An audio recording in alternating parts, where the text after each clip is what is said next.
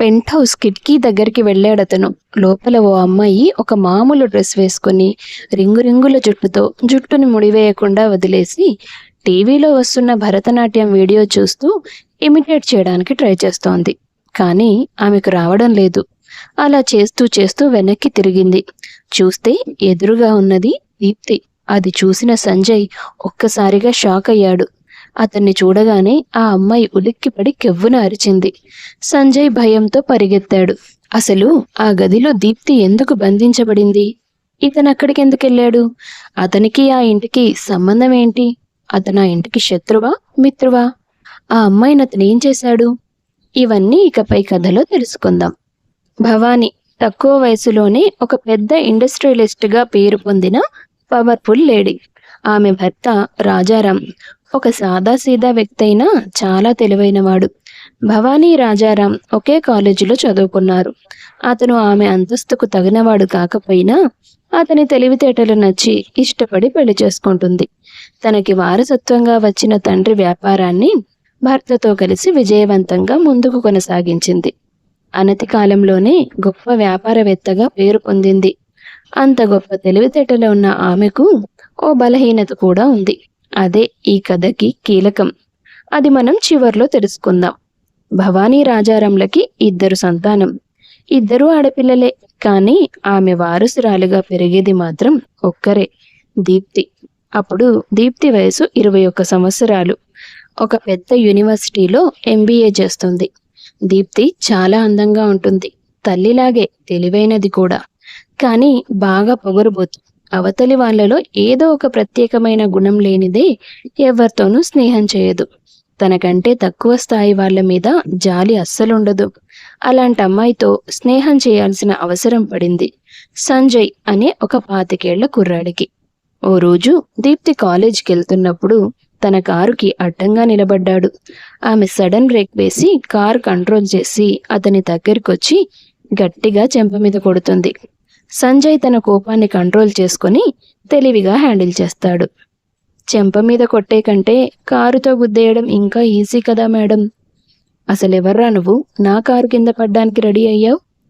మిమ్మల్ని ఆరాధించే వందలాది మంది అబ్బాయిల్లో నేను ఒకడిని. ప్రత్యేకంగా మీకెలా తెలుస్తాను? అంటే లవ్ చేయకపోతే చస్తానని బెదిరించడానికి ఇదంతా చేశావా? వీటికి ఈ దీప్తి భవానీ లొంగుతుందనుకుంటున్నావా? అదేంటి, మీ నాన్నగారి పేరు భవానా? అది మా అమ్మ పేరు. అయ్యో పాపం, మీకు నాన్న లేరా? లేకపోయినా పేరు చెప్పుకోవచ్చే. అంటే మీ నాన్న ఎవరో మీకు తెలియదా? దీప్తికి సహనం నశించింది. అతన్ని మళ్ళీ కొట్టడానికి చెయ్యెత్తింది. ఎందుకు దీప్తి, నన్ను కొట్టడం వల్ల నా చెంపల కంటే నీ చేతులే ఎక్కువ ఏర్పెక్కుతాయి. అంత మృదువైన హస్తాలు నీవి. మరి ఏం బాగుతున్నావు? మా అమ్మ నాన్న 2 ఉన్నారు. నాకు మా అమ్మలాగా స్ట్రాంగ్ లేడీగా ఎదగాలని ఆశ. అందుకే మా అమ్మ పేరుని నా పేరుతో జత కలిపి చెప్పుకుంటాను. నీలాగే నీ ఆలోచనలు కూడా చాలా అందంగా ఉన్నాయి దీప్తి. ముందు నువ్వు నా కారు కింద ఎందుకు పడాలనుకున్నావు అది చెప్పు. ఏం చేయమంటావు? మా అమ్మ నాన్న చిన్నప్పుడే దేవుడి దగ్గరికి వెళ్ళిపోయారు. ఏదో అష్టకష్టాలు పడి చదువుకొని పోస్ట్ గ్రాడ్యుయేషన్ కంప్లీట్ చేస్తే ఒక్క వెధవ ఉద్యోగం ఇవ్వడం లేదు. ఎలా బతకాలో తెలియదు. చిన్న చిన్న జాబులు చేసుకుంటూ కడుపు నింపుకుంటున్న సమయంలో ఓ రోజు నువ్వు ఎదురుపడ్డావు. నిన్ను చూసిన క్షణమే ప్రేమలో పడ్డాను. కానీ నీ గురించి తెలుసుకున్నాక తికమకలో పడ్డాను. అంత గొప్ప వ్యాపారవేత్త కూతురు నన్ను తిరిగి కూడా చూడదని అర్థం చేసుకున్నాను. అందుకని చచ్చిపోదామనుకున్నావా? అరే, నన్ను మాట్లాడు నువ్వు. నేను చావడానికి నీ కారుకి ఎదురుగా రాలేదు. నిన్ను ఆపడానికి వచ్చాను. నేను నిన్నెంతైనా ప్రేమించవచ్చు, కానీ నీ నుండి ప్రేమను కోరుకునే అర్హత నాకు లేదని నాకు తెలుసు. చావో రేవో తేల్చుకొని ఓ ఉద్యోగం సంపాదిద్దామని నీతో పరిచయం చేసుకోవాలని నిర్ణయించుకున్నాను. అంతే. ఇదిగో నా సర్టిఫికెట్స్. ఎప్పుడూ బెస్ట్ మార్క్స్తో నన్ను నేను ప్రూవ్ చేసుకున్నాను చదువులో. నువ్వు కొంచెం జాలి చూపించి ఒక్క ఉద్యోగం వచ్చేలా చేస్తే వర్క్ విషయంలో కూడా బెస్ట్ అని ప్రూవ్ చేసుకుంటాను. ప్లీజ్ దీప్తి. ఉద్యోగం కావాలంటే ఇంటర్వ్యూలు అటెండ్ అవ్వాలి. ఇలా నా చుట్టూ తిరగకూడదు.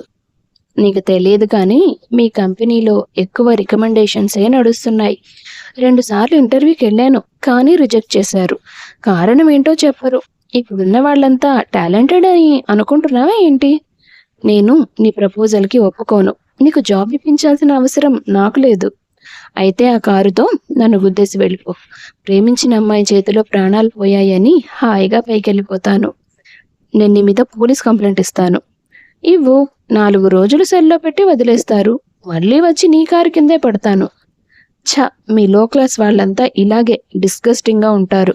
అందుకే నాకు అసహ్యం. నీకు ఉద్యోగమే కదా కావాలి. ఇలా ఇవ్వు.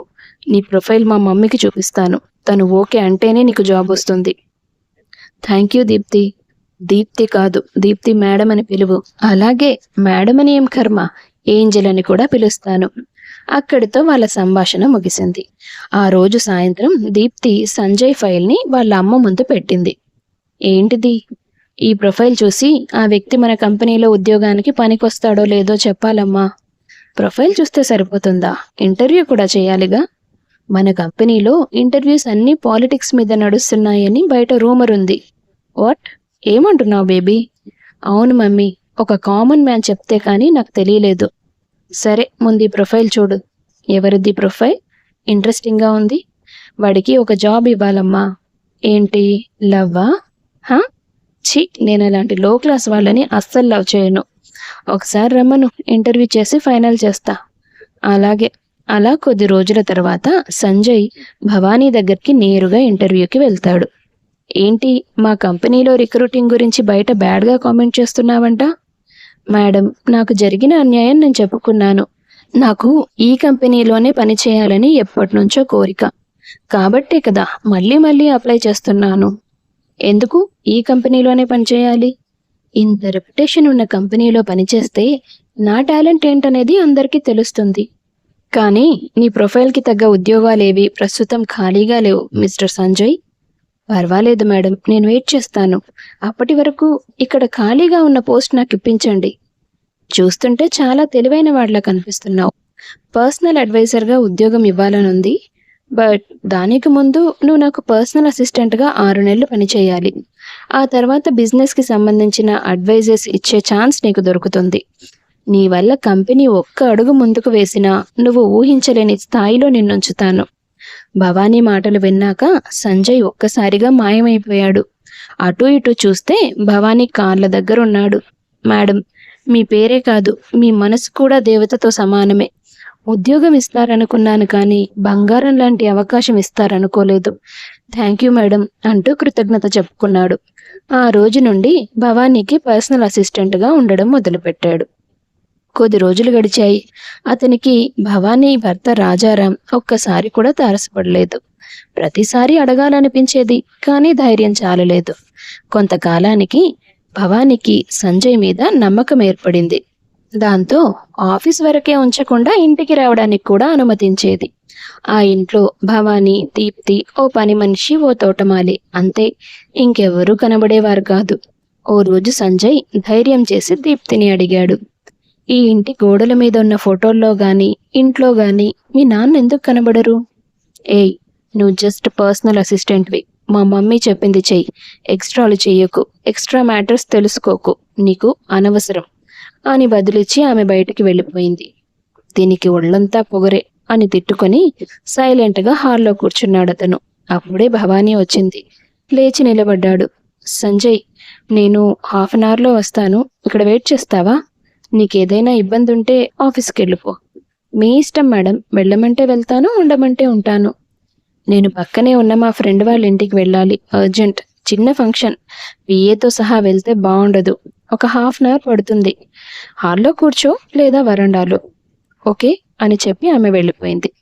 తోటమాల ఎక్కడో బయట ఉన్నాడు. పని మనిషి కూడా లేదు. అప్పుడే సంజయ్ అనుకున్నాడు, ఈ అవకాశం కోసమే 3 నెలలుగా ఎదురు చూస్తున్నాను. ఇంట్లో ఉన్న ఆ రహస్యం ఏంటో నాకు తెలియాలి అనుకుంటూ ఇల్లంతా తిరిగాడు. ప్రతి చోట అంతా నార్మల్గా కనిపిస్తుంది. ఆ తర్వాత మేడ మీదకి వెళ్ళాడు. అక్కడ పెంట్ హౌస్కి లాక్ వేసింది. స్టోర్ రూమ్ కావచ్చు అనుకుని వెనక్కి తిరుగుతుండగా టీవీ శబ్దం వినిపించింది. ఇక్కడ టీవీ సౌండా అనుకుంటూ ఆ పెంట్ హౌస్ కిటికీ దగ్గరికి వెళ్ళాడు. లోపల ఓ అమ్మాయి ఒక మామూలు డ్రెస్ వేసుకుని రింగుల జుట్టుతో జుట్టుని ముడివేయకుండా వదిలేసి టీవీలో వస్తున్న భరతనాట్యం వీడియో చూస్తూ ఇమిటేట్ చేయడానికి ట్రై చేస్తోంది. కానీ ఆమెకు రావడం లేదు. అలా చేస్తూ చేస్తూ వెనక్కి తిరిగింది. చూస్తే ఎదురుగా ఉన్నది దీప్తి. అది చూసిన సంజయ్ ఒక్కసారిగా షాక్ అయ్యాడు. అతన్ని చూడగానే ఆ అమ్మాయి ఉలిక్కిపడి కెవ్వున అరిచింది.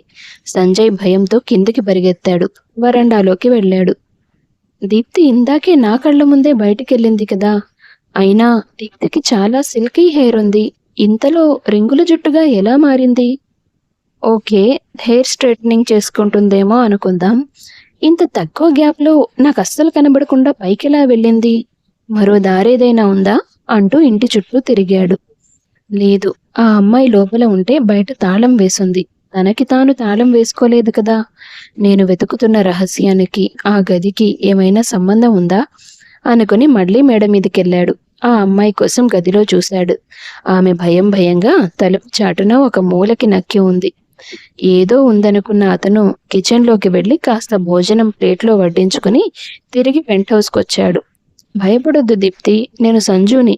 నీకు భోజనం తీసుకొచ్చాను. భవానీ మేడమే పంపింది అని అతను చెప్పగానే ఆ అమ్మాయి నెమ్మదిగా కిటికీ దగ్గరకు వచ్చింది. నువ్వు అబద్ధం చెప్తున్నావు. అదేంటి? నేను దీప్తి కాదు, దివిజ. మరి దీప్తి? నా చెల్లెలు. ఆ అంటే కవలలా? భవానీ మేడంకి ఇద్దరు కూతుర్లా? వామ్మో, ఏంటి ట్విస్ట్ అంటూ ఆలోచనలో పడ్డాడతను. ఈ భోజనం మా అమ్మ పంపలేదు కదా. తను నా దగ్గరికి రాదు, నాతో మాట్లాడదు. నాకు భోజనం పనమ్మాయే తీసుకొస్తుంది అంది ఆమె. అదే మేడం పనమ్మాయికి చెప్తే తను నాకు చెప్పింది. కానీ నేను ఇందాకే తిన్నాను కదా. అవునా?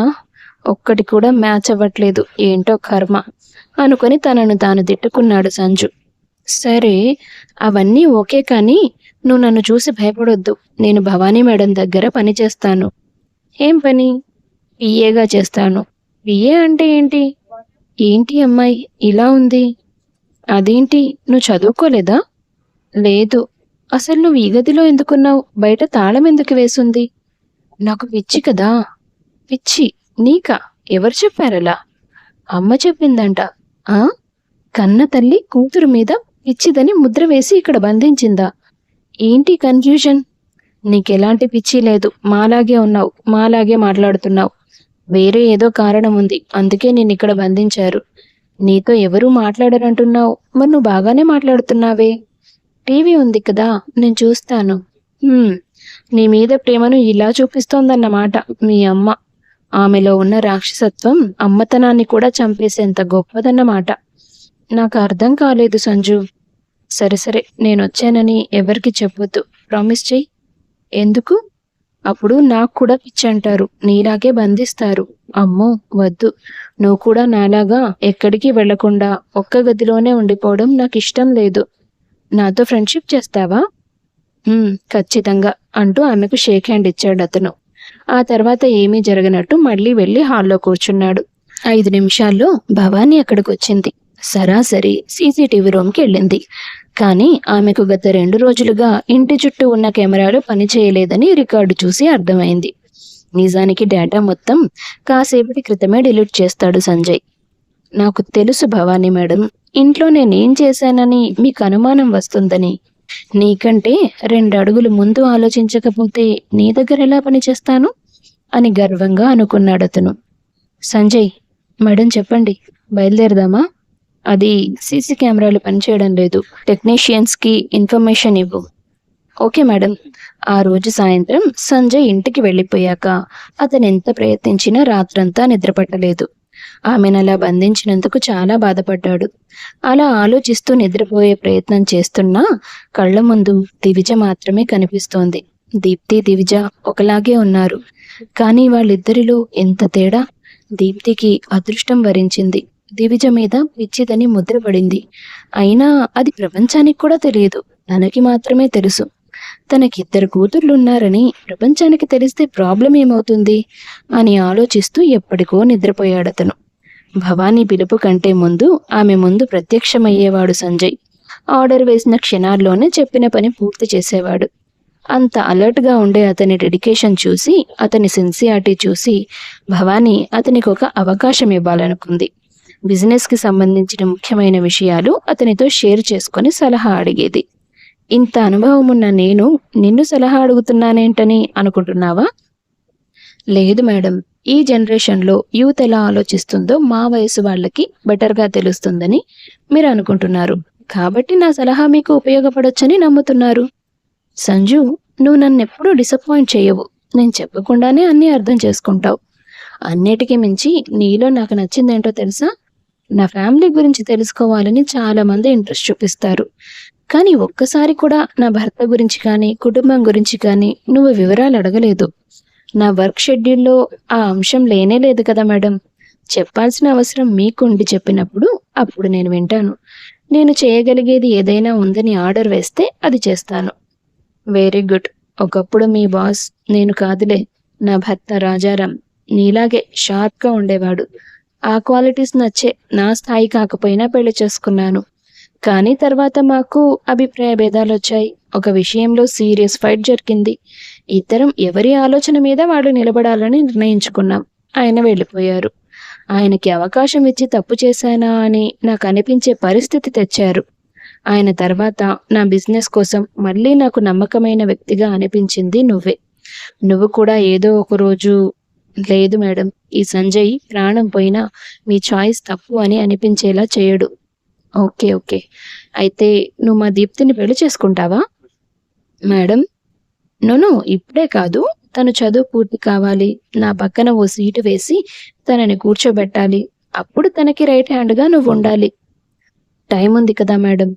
ఓకే, ఎంతైనా పెళ్లి విషయం కదా, వెంటనే చెప్పమని నేను కూడా అడగలేను. పోయి ఆ పిశాచినే పెళ్లి చేసుకోవాలి మరి. అది నీ జుట్టు నుండి ఊడిపడింది. ముందు దివిజ గురించి పూర్తి వివరాలు తెలుసుకుంటే నీ జుట్టు, నీ చిన్న కూతురు జుట్టు నా చేతిలోకి వస్తుంది. నేను వచ్చిన పని పూర్తవుతుంది అనుకున్నాడు సంజయ్. అప్పటి నుంచి భవానీ ఇంటికి వెళ్ళి రావడం అతనికి మామూలు విషయం అయిపోయింది.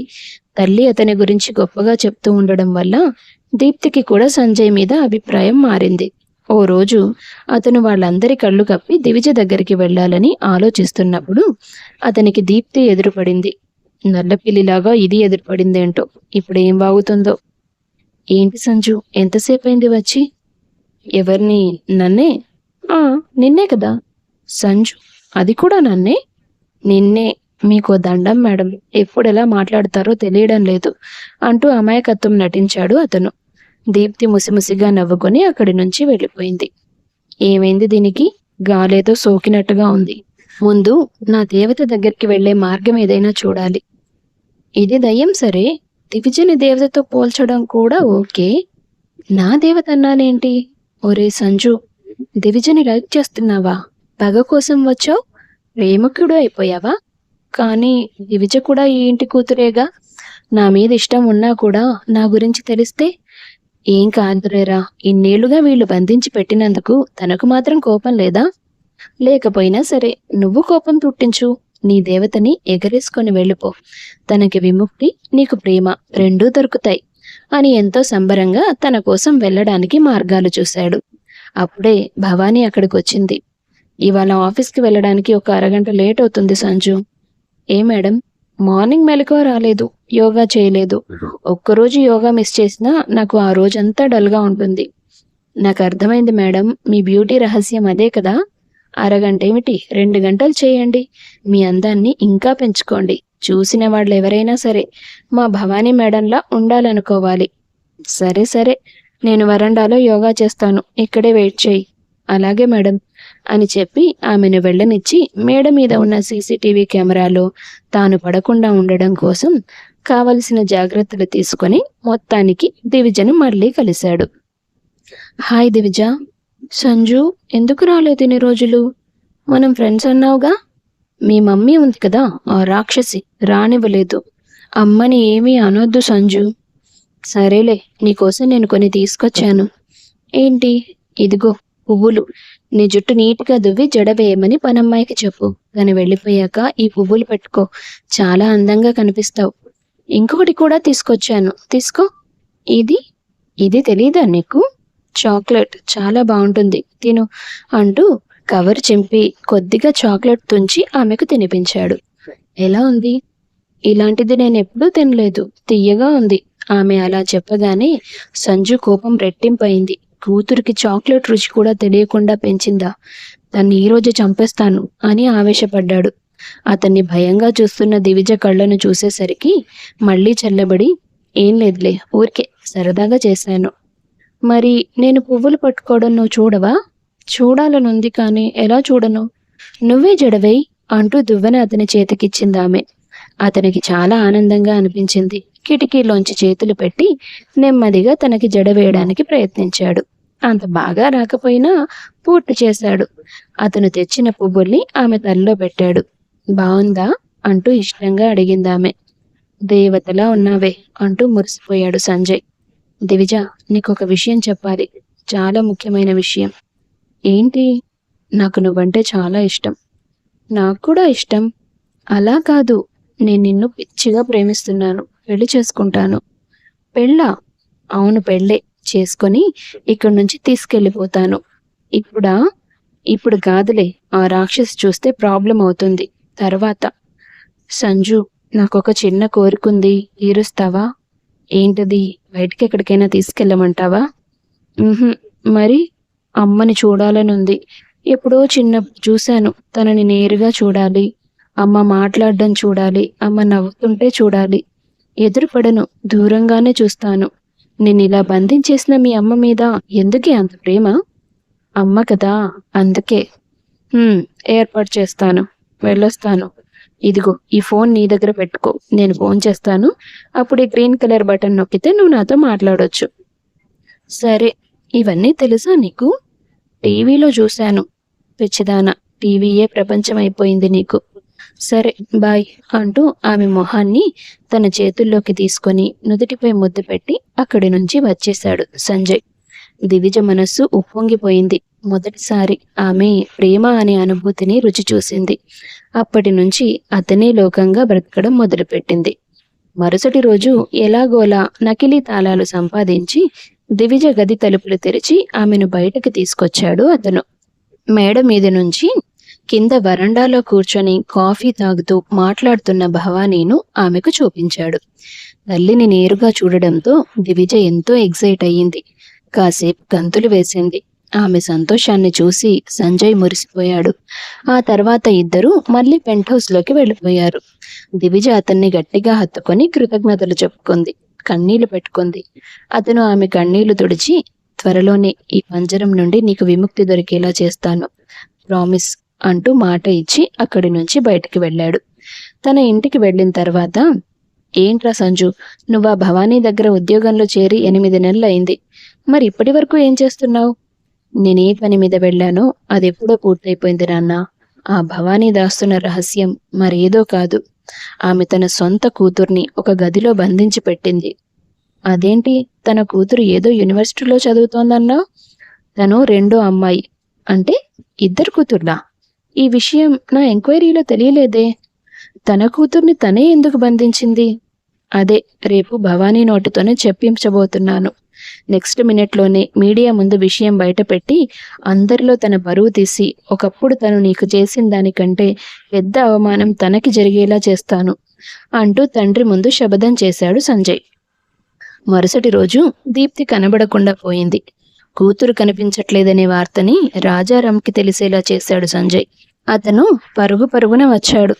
అతన్ని చూసిన భవానీ కోపంగా, ఏంటి, ఇన్ని సంవత్సరాలకి ఇల్లు పిల్లలు గుర్తొచ్చారా? నేను ఇల్లు వదిలి వెళ్ళిపోయిందే నా పిల్లల కోసం గొడవపడి. అది మర్చిపోయావా నువ్వు?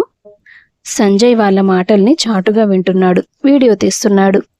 భవానీ, దీప్తి కనిపించడం లేదు. ఆ విషయం తెలుసా కనీసం నీకు? తను కాలేజీకి వెళ్ళింది. అక్కడ లేదు. ఎవరో తనని కిడ్నాప్ చేశారని నాకు ఫోన్ వచ్చింది. ఏమంటున్నారండి మీరు? నాకు భయంగా ఉంది. ఈ మధ్యకాలంలో ఎవరితో అయినా గొడవ పెట్టుకున్నావా? గొడవ అంటే ఎక్స్-డీజీపీ రాహుల్ శర్మతో గొడవైంది 1.5 సంవత్సరం క్రితం. కాను అతను ఇలాంటి పనులు చేయాలంటే అప్పుడే చేసేవాడుగా. చూడు భవానీ, నీకున్న జ్యోతిష్యం పిచ్చితో నా పెద్ద కూతురు మీద పిచ్చిదని ముద్ర వేసి పైన గదిలో బంధించావు. అది నాకు కూడా కూతురే, కానీ అది పుట్టిన ఘడియలు మంచివి కాదు. దానివల్ల నా సామ్రాజ్యం సర్వనాశనం అయిపోతుందని, తను ఇల్లు దాటి బయటికి రాకుండా, ప్రేమాభిమానాలు తెలియకుండా పెరిగితేనే మంచిదని సిద్ధాంతి గారు చెప్పినందుకే కదా నేను నా తల్లి ప్రేమను చంపుకొని దాన్ని అక్కడ బంధించింది. తల్లి ప్రేమ అంటే కూడా తెలుసా నీకు? కూతురిని పంజరంలో పక్షిని చేయడం తల్లి ప్రేమ. చూడండి, ఇవన్నీ తర్వాత, ముందు దీప్తి గురించి తెలుసుకోవాలి. ఇప్పుడు ఏం చేద్దాం? అప్పుడే సంజయ్ వాళ్ళ ముందుకి వచ్చాడు. మీరేం చేయక్కర్లేదు మేడం, కాసేపట్లో మీడియా వాళ్ళని పిలుస్తాను. వాళ్ళ ముందు ఇప్పుడు మీరు మాట్లాడుకున్నదంతా బయటపెడతాను. దివిజని ప్రపంచానికి చూపిస్తాను. మీ అమ్మతనం వెనక ఉన్న రాక్షసత్వాన్ని ప్రపంచానికి తెలిసేలా చేస్తాను. ఒక గొప్ప వ్యాపారవేత్త అనిపించుకున్న మీరు ఒక కసాయి తల్లిగా ఎలా మారారో అందరికీ తెలియాలి. మీ పరువు పూర్తిగా నాశనం కావాలి. ఆ తర్వాత దీప్తి వస్తుంది. సంజయ్, ఏం మాట్లాడుతున్నావు?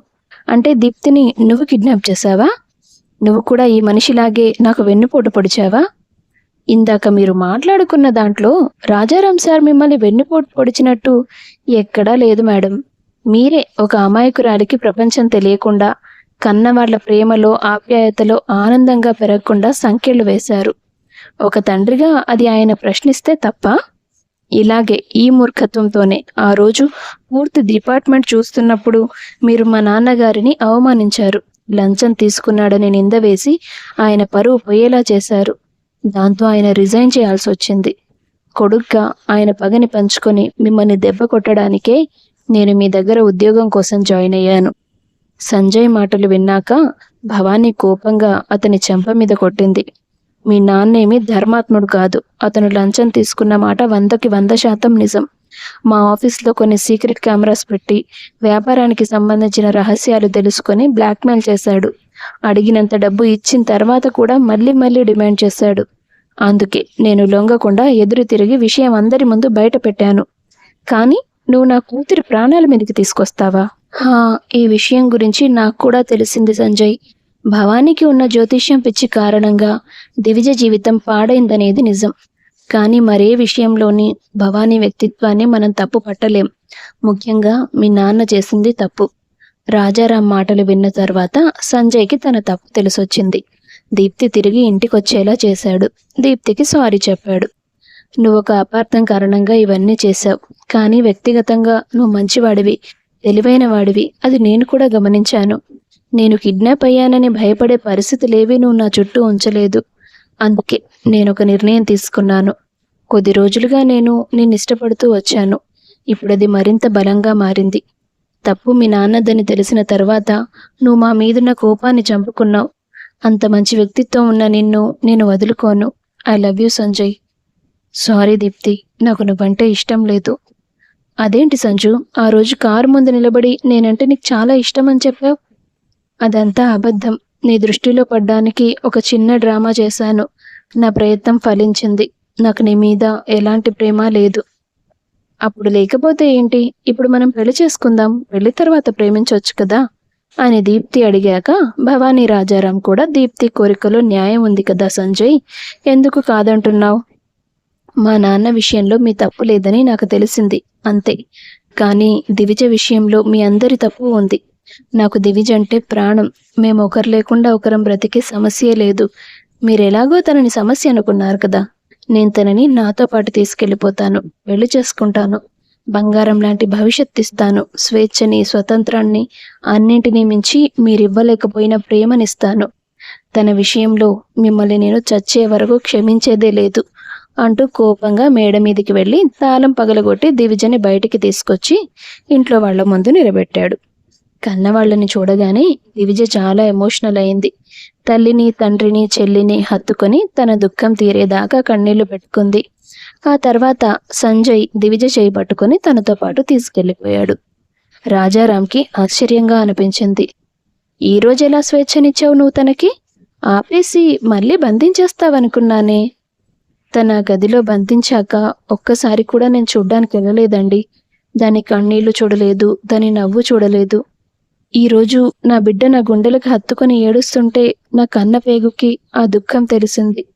నేను ఒక సక్సెస్ఫుల్ బిజినెస్ ఉమెన్ అయ్యాను, కానీ తల్లిగా సక్సెస్ అవ్వలేదు.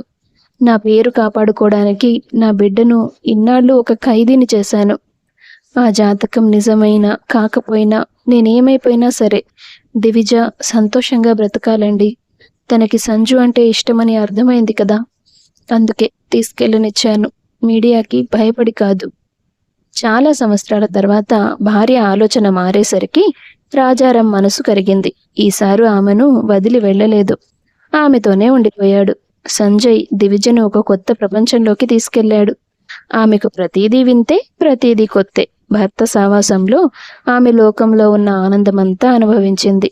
కొద్ది నెలల తర్వాత వాళ్ళ ప్రేమకు ఫలితంగా ఓ ఆడపిల్ల జన్మించింది. అమ్మతనంతో ఆమె జీవితం సంపూర్ణమైంది. భర్త బిడ్డతో కలిసి అందరిలాగే ఒక మామూలు జీవితం గడుపుతూ ఆనందంగా బ్రతికింది దివిజ. కథ నచ్చితే వీడియో లైక్ చేసి షేర్ చేయండి. తప్పకుండా ఛానల్ని సబ్స్క్రైబ్ చేసుకోండి. మీ అభిప్రాయాన్ని కామెంట్స్ రూపంలో తెలియపరచండి. అందరికీ ధన్యవాదాలు.